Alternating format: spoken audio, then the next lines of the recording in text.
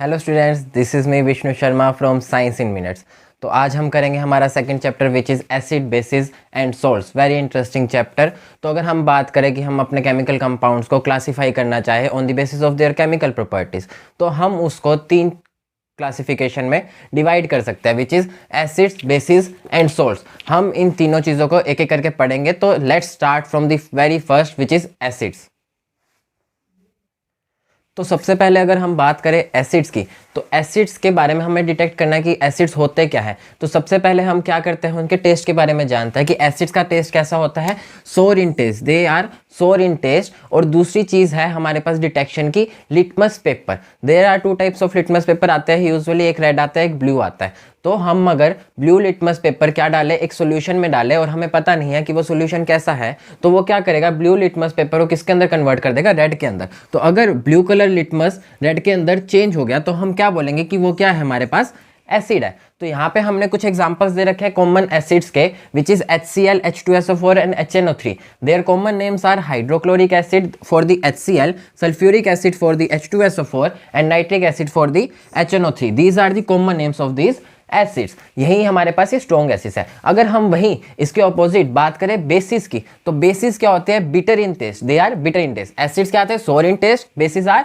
Bitter in taste and soapy to touch. वहीं अगर हम बात करें लिटमस पेपर की, तो हम दूसरा पेपर हमारे पास कौन सा होता है, रेड लिटमस पेपर। तो अगर हम रेड लिटमस पेपर को एक सॉल्यूशन में डालें और उसको आइडेंटिफाई करें, अगर उस लिटमस पेपर का कलर रेड से ब्लू में चेंज हो गया तो वो हमारे पास क्या है, हमारे पास वो क्या है, बेसिस है।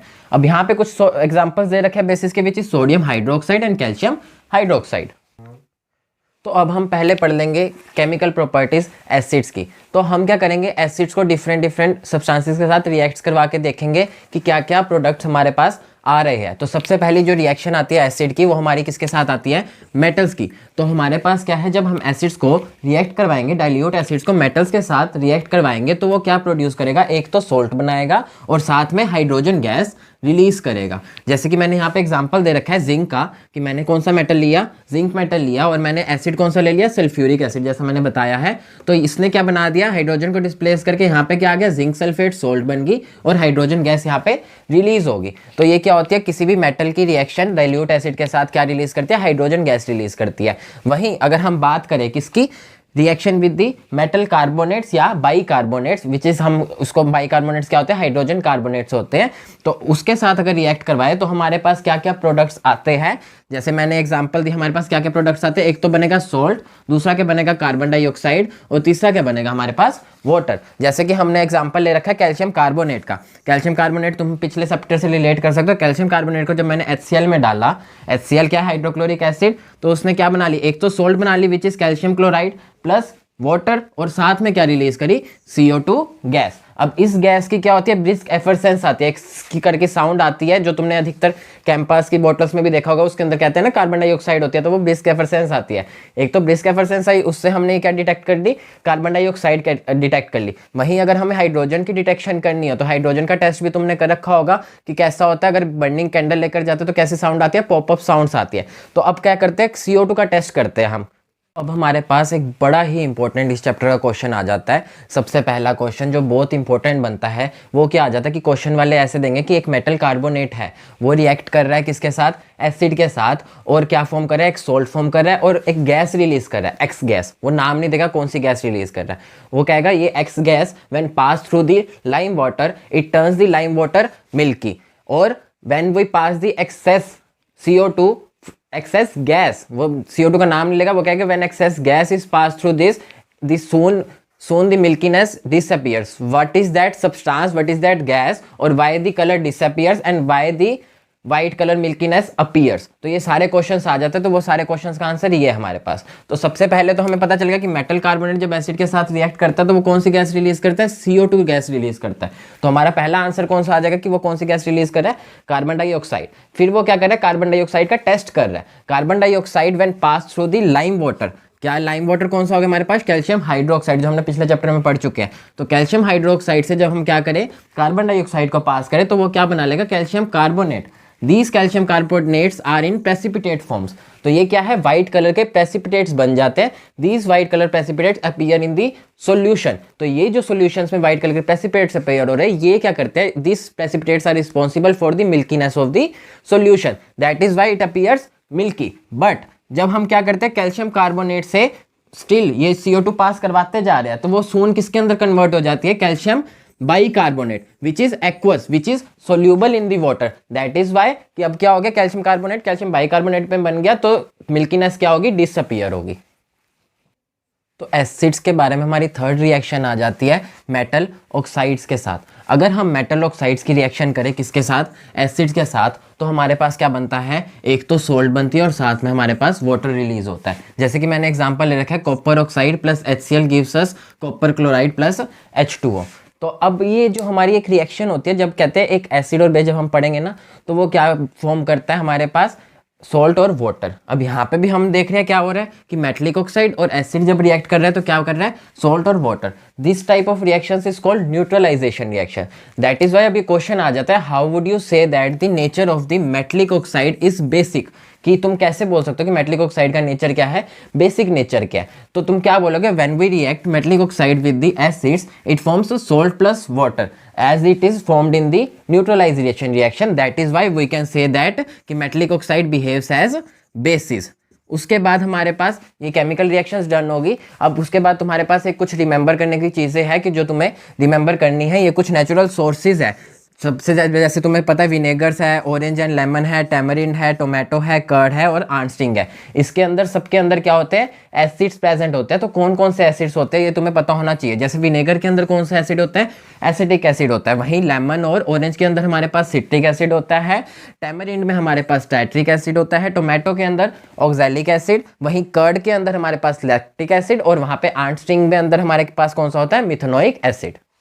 अब हमने केमिकल प्रॉपर्टीज तो पढ़ ली एसिड्स की, तो अब किसकी पढ़ेंगे हम, केमिकल प्रॉपर्टीज बेसिस की पढ़ेंगे। तो सबसे पहले केमिकल प्रॉपर्टी में हम क्या पढ़ रहे हैं, बेसिस की रिएक्शन पढ़ेंगे किसके साथ, मेटल्स के साथ। तो मेटल के साथ जब हमने बेस को रिएक्ट करवाया, या बोल सकते हैं बेस को जब मेटल के साथ रिएक्ट करवाया, तो उसने क्या बनाया हमारे पास, सोल्ट प्लस हाइड्रोजन गैस। जैसे कि हमारा एसिड्स के अंदर भी सेम केस था। तो हाइड्रोजन गैस यहाँ पे रिलीज होगी। जैसे मैंने एग्जांपल ले रखा है यहाँ पे, जिंक मेटल लिया मैंने, उसको कौन से बेस के साथ रिएक्ट करवाया, सोडियम हाइड्रोक्साइड के साथ। तो उसने क्या बनाया, Na2ZnO2 which is known as sodium zincate. Sodium zincate एक सोल्ट बनाई और उसने साथ में क्या रिलीज करी, हाइड्रोजन गैस रिलीज करी। वहीं पे जो हम सेकेंड रिएक्शन पढ़ेंगे बेसिस की, वो क्या है हमारे पास, reaction of bases with non metallic oxides. तो नॉन मेटलिक ऑक्साइड, मैंने एक नॉन मेटलिक ऑक्साइड ले लिया कार्बन डाइऑक्साइड। वहीं बेस कौन सा ले लिया मैंने, कैल्शियम हाइड्रोक्साइड। यही रिएक्शन मैं को तुम देखोगे कि रिएक्शंस रिपीट हो रही होगी। मैं इसलिए लेता हूँ ताकि आसानी से वो रिएक्शंस कवर हो जाए, तुम्हें ज़्यादा रिएक्शंस याद ना करनी पड़े। तो कैल्शियम हाइड्रोक्साइड और CO2 जब तुम्हें पता है ये रिएक्ट करता है तो क्या बनाता है, अभी हमने पीछे पढ़ा कैल्शियम कार्बोनेट प्लस H2O। तो यहाँ पे क्या रिलीज हो गया, एक सोल्ट रिलीज हुई प्लस साथ में क्या हुई, वाटर रिलीज हुआ। अब तुम्हें पता है कि जैसे मैंने अभी पीछे भी बोला था कि जब एसिड्स रिएक्ट कर रहे थे, एसिडिक मेटल उसके साथ रिएक्ट कर रहे थे मेटलिक ऑक्साइड के साथ, तो वो भी न्यूट्रलाइजेशन रिएक्शन शो कर रहे थे। और यहाँ पे बेसिस जब नॉन मेटलिक ऑक्साइड के साथ रिएक्ट कर रहे हैं, ये भी न्यूट्रलाइजेशन रिएक्शन शो कर रहे हैं। इसलिए हम क्या बोल सकते हैं कि बेसिस ये जो नॉन मेटलिक ऑक्साइड्स है वो कैसे हैं हमारे पास, एसिडिक नेचर के हैं। अब हम बात करेंगे कि व्हाट वुड हैपन कि अगर हम एसिड और बेसिस को पानी के अंदर डालें, पानी के साथ पानी के अंदर डिसॉल्व करें, तो क्या होगा। एसिड्स को जब हम पानी के अंदर डालेंगे तो वो कौन से आयंस प्रोड्यूस करेगा, H पॉजिटिव आयंस प्रोड्यूस करेगा, या फिर हम कह सकते हैं हाइड्रोनियम आयंस। हाइड्रोनियम आयंस कौन से है, H3O पॉजिटिव आयंस। अब तुम पूछ रहे होगे ये हाइड्रोनियम आयंस कहाँ से आ गए। तो अगर मैंने माना कि HCl हमने डाला, एक एसिड है, उसको किसके अंदर डालना मैंने, पानी के अंदर, H2O के अंदर, तो उसने क्या करा, H पॉजिटिव आयंस रिलीज करे। These H positive ions react with the remaining water molecules. वो अकेला नहीं एग्जिस्ट करता, वो क्या करता है, बाकी के जो वाटर के मॉलिक्यूल्स है उसके साथ मिक्स करके वो क्या बना लेता है, H3O पॉजिटिव आयंस बना लेता है। तो फिर ये क्या रिलीज करेगा, H3O पॉजिटिव आयंस रिलीज करेगा प्लस क्लोरीन, साथ वाला जो भी एलिमेंट होगा उसका नेगेटिव चार्ज रिलीज करेगा। तो उसके बाद अगर हम बात करें बेसिस की, बेसिस पानी में डालने के बाद क्या करते हैं, तो वो क्या रिलीज करते हैं, OH नेगेटिव आयंस रिलीज करते हैं। जैसे कि मैंने एग्जांपल दे रखा है, सोडियम हाइड्रोक्साइड एक बेस है, उसको अगर मैंने पानी के अंदर डाला तो ये किस में डिसोसिएट डिसोसिएट हो जाएगा, Na पॉजिटिव और OH नेगेटिव में डिसोसिएट हो जाएगा। वहीं अगर मैं बात करूँ पोटेशियम हाइड्रोक्साइड की, तो ये किसके अंदर वो डिसोसिएट हो जाएगा, K पॉजिटिव और OH नेगेटिव। कई बार इतना आसान क्वेश्चन आ जाता है कि एक कंपाउंड दे रखा तो वो बोलता है कि पानी के अंदर डालने के बाद कैसे डिसोसिएट कर जाएगा, और बच्चे ये भी नहीं कर पाते। तो कुछ नहीं करना तुम्हें, बस तुम्हें पता है कि बेसिस अगर तुम्हें दिख रहा है OH नेगेटिव दिख रहे हैं, OH आयन दिख रहे हैं, तो OH को नेगेटिव लिख दो और साथ वाले को पॉजिटिव आयन बना के लिख दो। वहीं अगर तुम्हें एसिड लग रहा है कि एसिड है, एसिड डाल रहे हैं, तो भी कुछ नहीं करना, जो H के साथ वाला है उसको क्या कर दो, नेगेटिव कर दो, और H को कैसे लिख दो, H3O पॉजिटिव आयंस लिख दो। इसको तरीके से तुम डिसोसिएशन लिख सकते हो। अगर हम बात करें, मैंने यहाँ पे एक नोट डाला हुआ है कि all alkalis are bases but all bases are not alkalis. तो सबसे पहले तो बात आ गई कि अल्कलीज क्या है। Alkalis are those bases which get dissolved in the water. जो पानी के अंदर बेसिस डिसॉल्व हो जाते हैं वो कौन से होते हैं, बेसिस होते हैं हमारे पास, वो बेसिस अल्कलीज कहलाते हैं जो पानी के अंदर डिसॉल्व हो जाते हैं। तो इसकी वजह से हमने क्या लिखा है कि ऑल अल्कलीज तो बेसिस है, बट ऐसा जरूरी नहीं कि सारे के सारे बेसिस पानी के अंदर डिसॉल्व हो जाए, इसलिए मैंने क्या लिखा, all bases are not alkalis. जैसे यहाँ पे उनके एग्जांपल दे रखे हैं कि कौन कौन से डिसॉल्व नहीं हो रहे, जैसे CuOH ट्राइस और AlOH होल ट्राइस।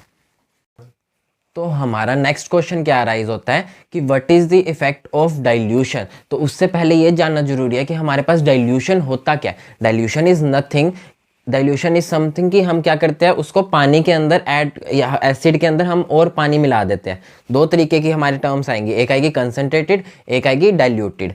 अगर हमारे पास एक एसिड या बेस, मान लो एक एसिड या बेस है हमारे पास, अगर उसके अंदर पानी की मात्रा क्या है, ज़्यादा है, तो वो क्या कहलाया जाएगा, डाइल्यूटेड कहलाया जाएगा। वहीं दूसरी तरफ अगर उसके पास पानी की मात्रा, उस एसिड के अंदर वाटर की मॉलिक्यूल्स कम प्रेजेंट है, तो वो क्या कहलाया जाएगा, हमारे पास कंसंट्रेटेड कहलाया जाएगा। तो अब वो कह रहा है कि डाइल्यूशन, डाइल्यूशन कुछ नहीं है। डाइल्यूशन का मतलब क्या है कि एसिड और बेस के अंदर हम क्या डाल रहे हैं, वाटर डाल रहे हैं, वाटर की मिक्सिंग कर रहे हैं एसिड बेस के साथ।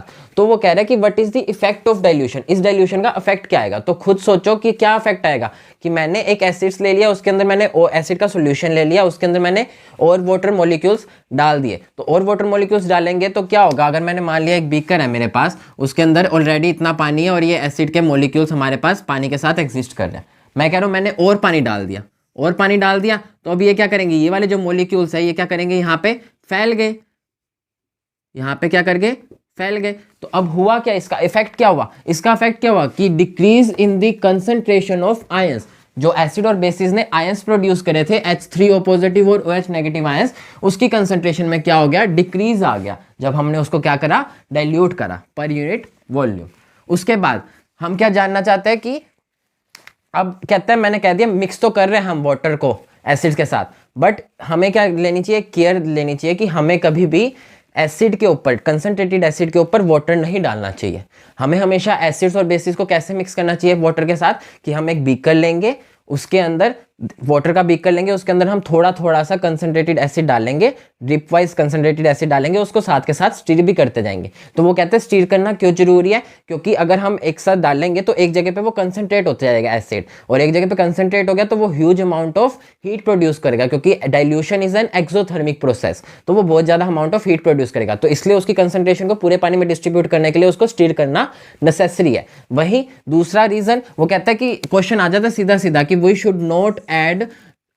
should not add water to the concentrated acid. Why? Because if water is added, the heat generated may cause the mixture to splash out. अगर हमने ऐसा करा तो मिक्सचर क्या होगा, वो स्प्लैश आउट कर देगा, और स्प्लैश आउट करेगा तो वो एक्सोथर्मिक बहुत हीट प्रोड्यूस करी है, तो वो क्या कर देगा, हमारी स्किन को बर्न कर सकता है। तो हमें ये केयर लेनी चाहिए। तो ये वेरी इंपॉर्टेंट क्वेश्चन बन जाता है। तो ये नोट में जो भी होता है बहुत इंपॉर्टेंट क्वेश्चन है हमारे पास। उसके बाद क्या आ जाता है, reaction with acids and bases. ये मैंने अभी भी पहले भी बता दिया है, जब एसिड और बेसिस की रिएक्शन अलग अलग कर रहे थे। तो अब कह रहे हैं एसिड्स को और बेसिस को एक साथ रिएक्ट करें तो क्या होता है हमारे पास। तो कहते हैं जब एसिड के पास तुम्हें पता है H आयंस होते हैं, तो ये मैंने मान लिया H है और किसी भी एलिमेंट के साथ वो कंबाइन होकर एसिड बना रखे हैं। यही मैंने दूसरा क्या बोल दिया, एक M एलिमेंट है, वो OH के साथ मिलके उसने एक बना रखा है बेस। तो अगर ये एसिड और बेस रिएक्ट करेंगे तो X और M तो एक साथ मिलके बना लेगा एक सोल्ट, और वहीं H और OH negative ions, H positive और OH नेगेटिव आयंस मिलके क्या बना लेंगे, वाटर। तो जैसे मैंने यहाँ पे एग्जांपल दे रखा है कि NaOH, मैंने कहा NaOH, ये क्या हमारे पास एक बेस है, और वहीं यहाँ पे HCl क्या है हमारे पास, एसिड है। तो क्या कह रहा है, H from the acids and OH negative from the base. Reacts करके वो क्या बना लेंगे, वाटर मॉलिक्यूल। वहीं जो साथ वाले हैं जैसे Na और Cl, ये दोनों कंबाइन करके क्या बना लेंगे, एक सोल्ट बना लेंगे। तो ये हमारी सबसे पहले इंपॉर्टेंट रिएक्शन भी आ जाती है कि कॉमन सोल्ट कैसे बनता है, तो वो NaOH प्लस HCl से बनता है, NaCl प्लस H2O। और इन रिएक्शन को हम दूसरे वर्ड्स में क्या बोलते हैं, न्यूट्रलाइजेशन रिएक्शन भी बोलते हैं। तो हमारा नेक्स्ट टॉपिक है इंडिकेटर्स। इंडिकेटर्स के नाम से ही हमें पता चल रहा है कि वो इंडिकेट कर रहा है कुछ ना कुछ चीज़। अब हमें पता चल गया एसिड्स होते हैं, बेसिस होते हैं, दो टाइप के सब्सटेंसेस होते हैं, बट उसको इंडिकेट कैसे करें कि हमारे पास कोई भी सॉल्यूशन है तो हमें पता कैसे चलेगा कि वो एसिड है या बेस है, तो हम किसका यूज़ करेंगे, इंडिकेटर्स का यूज़ करेंगे। तो हमारे पास डिफरेंट टाइप्स ऑफ इंडिकेटर्स आते हैं जो स्मेल चेंज करके या कलर चेंज करके हमें इंडिकेट करते हैं वेदर इट इज एसिडिक और बेसिक। तो हमारे पास कौन कौन से, सबसे पहले हमारे पास आ गए natural indicator. Natural indicators are those indicators which are obtained from the nature itself. तो और वो क्या करते हैं, अगर एसिड में अलग कलर शो करेंगे, बेस में अलग कलर शो करेंगे। जैसे मैंने यहाँ पे इंपॉर्टेंट एग्जांपल्स दे रखे हैं। सबसे पहला आगे हमारे पास लिटमस। लिटमस क्या करेगा, एसिड्स में तो रेड कलर शो करेगा और बेस में क्या करेगा, ब्लू कलर शो करेगा। वहीं हमारे पास दूसरा क्या है, हमारे पास रेड कैबेज जूस, जो एसिड में रेड कलर होगा और बेस में क्या होगा, हमारे पास ग्रीन कलर ऑब्टेन होगा। वहीं अगर हम टर्मरिक का यूज करें तो एसिड्स में तो वो येलो ही रहेगी, बट बेस में वो क्या हो जाएगी, रेडिश ब्राउन हो जाएगी। वो आप घर पे भी ट्राई कर सकते हो, ये तो बड़े कॉमनली। फ्लावर ऑफ हाइड्रेंगिया प्लांट क्या करेगा, ब्लू तो एसिडिक में होगा और पिंक इसमें होगा हमारे पास बेसिक के अंदर। अब ये तो होगी हमारे पास नेचुरल इंडिकेटर्स की बात। दूसरा कौन से आगे हमारे पास, synthetic indicators which are prepared in the laboratories. तो दो सबसे बड़े इंपॉर्टेंट हमारे पास जो सिंथेटिक इंडिकेटर्स है वो कौन कौन से हमारे पास, एक तो फिनोफ्थलीन है और दूसरा कौन सा है हमारे पास, मिथाइल ऑरेंज। फिनोफ्थलीन और मिथाइल ऑरेंज की अगर बात करें तो फिनोफ्थलीन हमारा कलरलेस होता है वैसे एक, और मिथाइल ऑरेंज एक रेड कलर का है। तो अगर हम बात करें एसिड्स और बेस में, सॉरी यहाँ पे ऑरेंज कलर का आएगा, ऑरेंज कलर का होता है हमारे पास। अगर एसिड्स की बात करें तो एसिड के अंदर ये कलरलेस ही रहेगा और बेस के अंदर क्या हो जाएगा, पिंक। कौन सा हमारे पास, फिनोफ्थलीन। वही मिथाइल ऑरेंज की बात करें तो एसिड्स के अंदर क्या होगा, रेड, और बेस के अंदर क्या होगा हमारे पास, येलो। अब तीसरा हमारे पास इंडिकेटर कौन सा आ गया, ओल्फैक्टरी इंडिकेटर्स। ये तो क्या कर रहे थे, हमारे कलर्स चेंज करके इंडिकेट कर रहे थे। वहीं ओल्फैक्टरी इंडिकेटर्स क्या करेंगे, स्मेल से हमें क्या पता चलेगा, वो स्मेल से पता चलेगा कि वेदर इट इज एसिड और बेस। दो एग्जांपल्स कौन से आगे हमारे पास, वेनिला एक्सट्रैक्ट एंड अनियन। तो इन दोनों की अगर हम देखें तो एसिड्स के अंदर तो स्मेल डिटेक्ट हो जाएगी, बट बेसिस के अंदर इनकी स्मेल डिटेक्ट नहीं होगी। लास्ट हमारे पास कौन सा आ जाता है, universal indicator. Universal indicator is the combination of various indicator. तो हम क्या करते हैं कि यूनिवर्सल इंडिकेटर वेरियस इंडिकेटर्स को मिक्स करके एक पेपर बना लेते हैं। उस पेपर को हम डिफरेंट डिफरेंट सॉल्यूशंस में डिप करते हैं। उनको डिफरेंट डिफरेंट सॉल्यूशन में डिप करा तो वो क्या करते हैं, एक different range of colour show करेगा, एक पर्टिकुलर कलर अटेन कर लेगा।